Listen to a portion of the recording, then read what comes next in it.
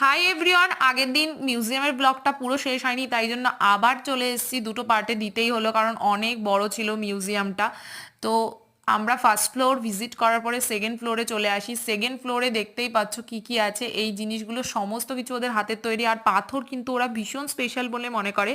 আর এই যে এটা দেখতে পাচ্ছ, এটা হলো ম্যাপ। এখানে কোথায় কোন উপজাতি কত দূর পর্যন্ত আছে সেই পুরোটা বিস্তারিতভাবে আছে। আর এই ঘরটা যেটা দেখতে পাচ্ছ, এটা কিন্তু এদের হাতে তৈরি। দেখতেই পাচ্ছ কতটা নিখুঁত এদের হাতের কাজ। সম্পূর্ণ যারা যা যা এরা ইউজ করতো সব কিছু কিন্তু এদের নিজেদের হাতে তৈরি ছিল। এদের যেমন আগেই বলেছি ভীষণ ট্যালেন্টেড, আর তার সাথে এদের মনটাও ভীষণ ভালো। আর এই যে তারপরে চলে আসি একদম সবার ওপরে ফ্লোরে, থার্ড ফ্লোরে।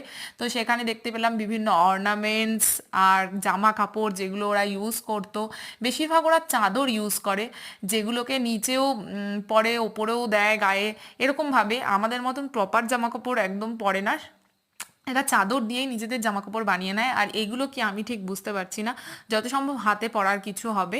তারপরে আমরা পুরো এই দেখো, এই চাদরটা আমার দারুণ লেগেছিল, দারুণ হাতের কাজ, এটা সম্পূর্ণ নিজের হাতের তৈরি, দেখে বোঝাই যাচ্ছিল না। তারপরে দেখো এই অর্নামেন্টসগুলো খুব সুন্দর ছিল। তারপরে আমরা চলে আসি ডমিনোজের পিৎজা খেতে।